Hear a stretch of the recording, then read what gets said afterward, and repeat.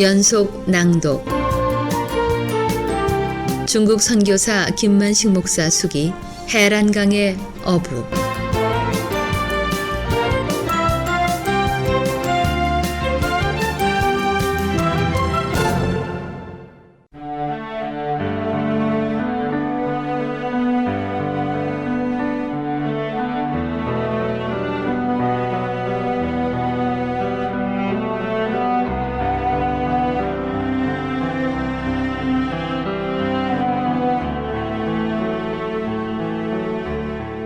박성양 집사님은 주님의 축복의 은혜를 잊지 못하겠다고 고백하면서 중국 단기 병원 선교를 다녀오면서 교회가 해야 할 사명을 다시 조명해 보았다고 했다.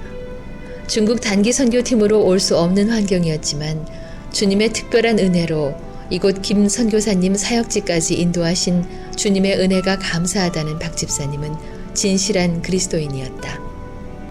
지난해 라스베가스에서 모자 전시회를 할 때 업자들로부터 가장 많은 주문을 받았다며 기뻐하던 박 집사님은 피곤해도 매일마다 중국 선교지를 위해 기도하고 있다며 발 안마기를 팔지 못해도 하나님께서 병원을 세워주실 것이라고 말씀하시며 염려하지 않아도 된다고 위로해 주었다.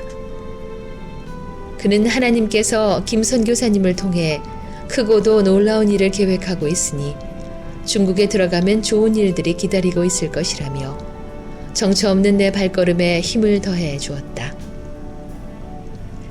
2000년 8월 2일 웨체스타 제1장로교회에서 의사와 간호사, 약사 등 12명이 중국 오지마을에 세워나가는 농촌병원을 찾아오셔서 562명의 지역 주민들에게 의료 봉사를 하며 주님의 사랑을 전하는 단기 선교를 축복하신 하나님께서 선교 사명에 불타는 박 집사님을 만나게 해주시고 나에게 또 다른 축복의 문을 활짝 열어주셨다.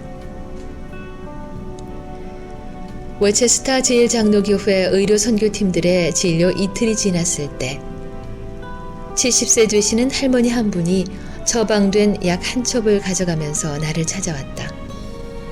목사님, 외딴 구석진 산골 마을에 오셔서 나 같은 늙은이들을 돌봐주시니 감사합니다. 밥을 먹으면 소화가 되지 않아 어려움이 많아요. 이렇게 호소하시는 할머니를 위해 기도해주고 소화제 한 병을 드렸을 때 목사님, 무상으로 약을 주셔서 고맙습니다. 산골을 찾아다니며 병든 사람들을 치료해 주시는 목사님은 훌륭한 의사가 되셔야 합니다. 소양촌에 살고 있는 한 친구가 그 집에 대대로 내려오면서 귀하게 간직하고 있는 책 허준의 동의보감을 꼭 김 목사님에게 드리고 싶답니다.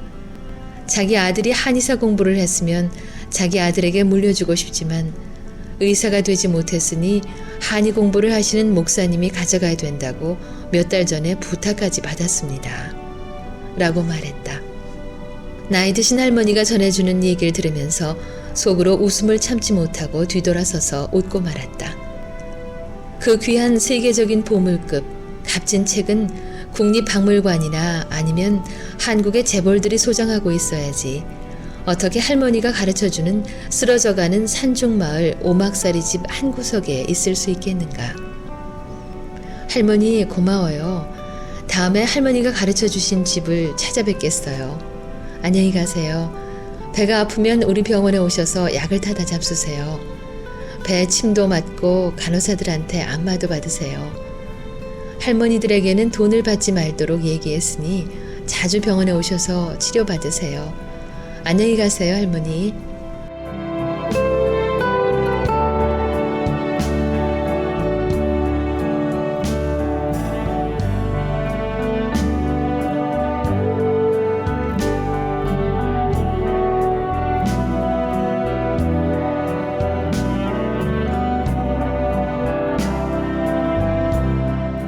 할머니가 가르쳐준 동의보감 책 얘기를 잊어버리고 싶었다. 50대 건강한 아주머니라면 얘기해 주신 말씀을 귀담아 보겠는데 노령이신 70대 할머니가 얘기하셔서 그랬을까? 믿업지 못했기 때문일까? 잊어버리고 싶었다. 그렇지만 동의보감이란 말을 어떻게 할머니가 알고 있을까? 이것만은 의문점으로 남았다. 대한민국의 보물 중의 보물이 우리나라가 아닌 먼 타국 땅 깊은 산골 마을에 있다니 믿을 수도 없고 있을 수도 없는 일이라고 나 자신에게 몇 번을 질문해 보면서 미국으로 발길을 옮겼다. 박성양 집사님으로부터 발 안마기가 팔리지 않는다는 전화를 받고 미국에 도착하면 플로리다 잭슨빌에서 홈리스들 상대로 선교를 하시는 채 에스더 목사님에게 전화해달라는 편지가 2달 전에 중국에 도착된 것이 기억이 나서 전화를 했다. 뉴욕에서 발행하는 빛과 사랑 문서 선교지 1999년 7월호를 보고 중국 선교 현장의 어려움을 알게 됐다면서 중국 선교를 위해 함께 기도하자는 채 에스더 목사님에게 미국에 도착했다고 전화를 하자 시간을 재촉하셔서 뉴욕으로 달려오셨다. 채 목사님은 함께 온 동문 목사님들을 소개해 주셨다. 개척교회를 섬기시는 김명숙 목사님과 복음선교교회를 섬기시는 박정희 목사님, LA에서 개척교회를 섬기시는 이명주 목사님을 차례로 소개시키시면서 모두들 기도의 용사들이라고 힘을 내라고 위로하셨다. 채 목사님의 뜨거운 선교 열정을 강하게 느낄 수 있었다. 채 목사님이 소개해 주신 개척교회를 섬기시는 목사님과 성도들은 비록 작은 교회지만 선교지를 위해 정성과 힘을 다하고 있어 감격스러웠다. 채 목사님은 플로리다로 돌아가시면서 지난날 아픔의 세월 속에서 주님을 만났고 그 은혜가 감사해 홈리스들을 사랑하며 돌보고 있다는 얘기를 전해주셨다. 듣고 보니 내가 겪었던 가난은 채 목사님에 비하면 가난도 아니었다. 표현할 수 없는 가난. 거기에다 딸이 죽기를 바라는 부모님이 있었다면 믿을 수 있겠느냐며 1000마디 이야기를 하면서 채 목사님은 눈물을 흘렸다. 피를 나눈 어머니와 딸 사이에 이 세상에서는 있을 수 없는 일들이 어린 시절 1960년대에 있었다고 했다. 내가 들은 채 목사님의 삶을 간략하게 요약한다. 어머니의 학대에 못 이겨 집에서 뛰쳐나와 정처 없이 서울로 발걸음을 옮겼지만 차가운 냉대와 고통의 나날은 어머니에 대한 원망의 눈물만 더욱 흘리게 했단다.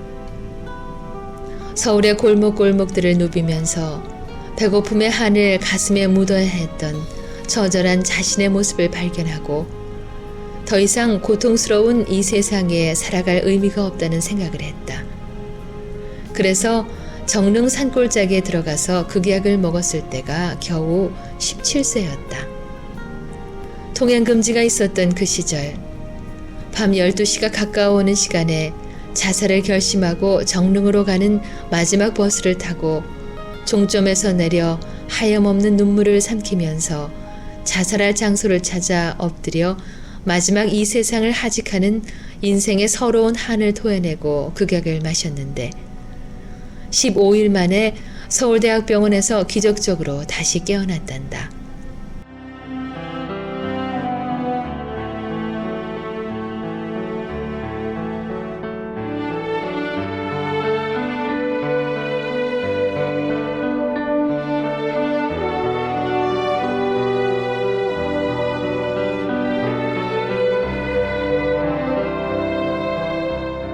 극약을 먹고 신음하고 있을 때 지나가는 데이트족에게 발견돼 서울대학병원 응급실로 옮겨져 와서 15일 만에 정신이 들어 자살의 실패로 돌아갔단다.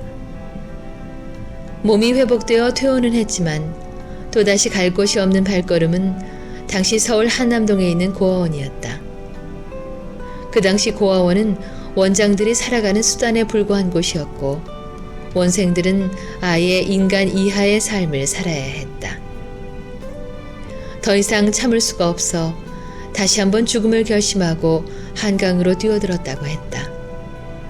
마침 지나가는 미군 군인에 의해 발견돼 용산 미 8군 병원으로 옮겨져 이틀 만에 다시 깨어날 수 있었다면서 생명은 자기 것이 아닌 것을 그제서야 깨달았다고 했다.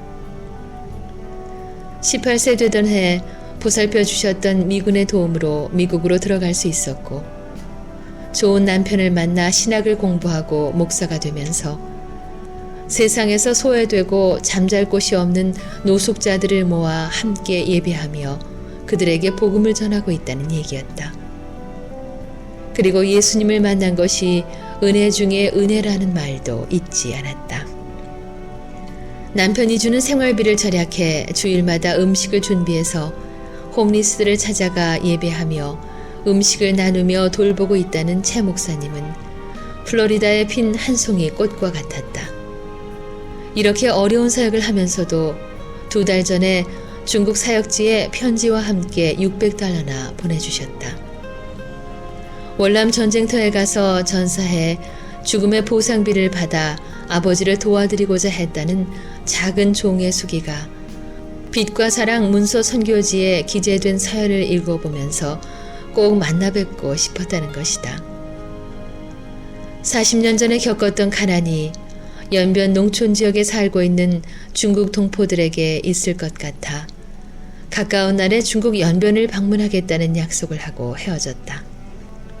제 에스더 목사님의 동화 속의 주인공 같은 삶의 얘기들은 나에게 연변 사역지를 포기하지 말라는 주님의 음성으로 들렸다. 내가 3번째로 만난 성도는 뉴욕 장로교회를 섬기시는 황지영 집사님이었다.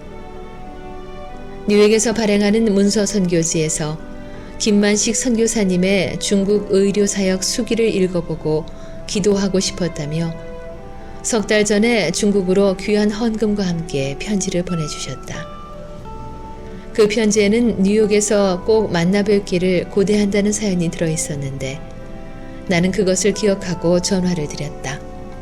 황 집사님은 기쁨을 감추지 못하는 듯 오랫동안 김 선교사님을 만날 수 있도록 기도하며 기다렸다고 했다.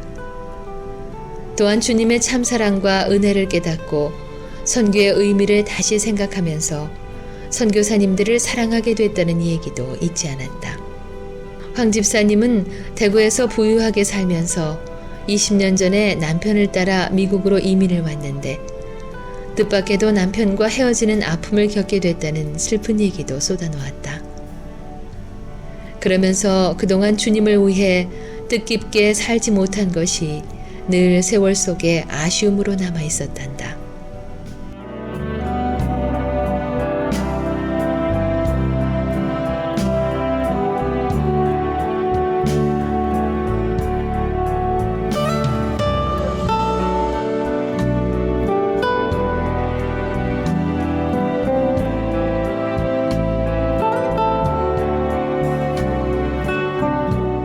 열여섯 살 난 아들은 맨하탄에 있는 차이나타운 깡패가 돼 칼과 총기를 가방 속에 가지고 다니는 것이 무서워서 아들이 더 큰 사고가 일어나지 않았을 때 차라리 감옥에 들어가게 해달라고 기도하기도 했다고 한다. 정말 생각하고 싶지도 않은 세월이라고 했다. 남편과 헤어지고 아들 하나 믿고 살아가고 싶었지만 아들의 빗나간 삶을 지켜보면서 인생의 모든 것을 포기하고 싶었다고 고백했다. 오로지 눈물의 기도로 보낼 수밖에 없었던 그야말로 파란만장한 인생 그것이었다. 그런데 문제의 그 아들이 감옥에 다녀와서부터는 새로운 삶으로 바뀌었다고 한다. 꿈에도 몰랐던 일이란다.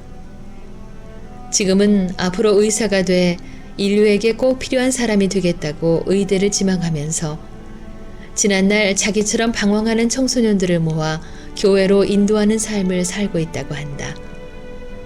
이런 일은 오직 예수 안에서만 가능한 일이 아니겠느냐고 말하는 황 집사님 얼굴에는 어느새 기쁨이 넘쳐 있었다. 한때 방황했던 청소년들이 모여 예배한다는 장소에 가서 함께 예배하며 말씀을 전했을 때 황지영 집사님의 아들과 그 친구들은 이 시대 청소년이 아닌 성령 충만한 사도 시대에나 볼 수 있었던 믿음의 사람들 같았다. 거기에다 하나님의 은혜로 헤어졌던 남편까지 돌아와 다시 한번 새롭게 가정을 세워주신 주님의 은혜가 감사하다는 황지영 집사님. 그분은 진정 하나님의 은혜를 깊이 체험하신 분이었다. 이런 이야기 끝에 중국 선교 사역을 함께하고 싶다면서 귀한 헌금을 드리는 그 손길에는 가슴 뭉클한 그리스도의 사랑이 배어 있었다. 내가 집사님께 생애 소원이 무엇이냐고 물어보았을 때 집사님은 이 세상에 아직 머물고 계시는 어머니가 예수를 영접하고 하늘나라에 가는 것이 제일 큰 소원이라고 대답하셨다. 순간 내 마음은 한국에 나갈 기회가 되면 대구에 내려가서 애끓는 딸의 간절한 심정을 그 어머니에게 전달해주고 싶었다. 2000년 여름은 작은 종을 기다리고 있는 분들이 또 있었다. 3년 전에 만나 뵈었던 고 이승호 장로님의 부인 이은순 집사님과 한인연합교회를 섬기시는 조광순 집사님이었다. 두 분 집사님은 중국 선교사 김만식 목사 후원회 루디아 선교회를 조직해 중국 선교를 함께하고 싶다고 기다리고 있었다고 했다.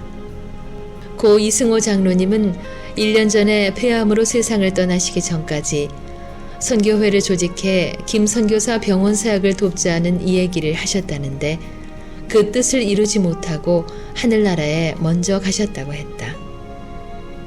그러나 고 이 장로님의 부인 되는 이은순 집사님과 조광순 집사님께서 장로님이 의료 선교를 후원하고 싶었던 그 사역을 계속할 수 있도록 기도하며 회원 6가정을 모아서 루디아 선교회 설립 예배를 드리자고 연락이 온 것이다.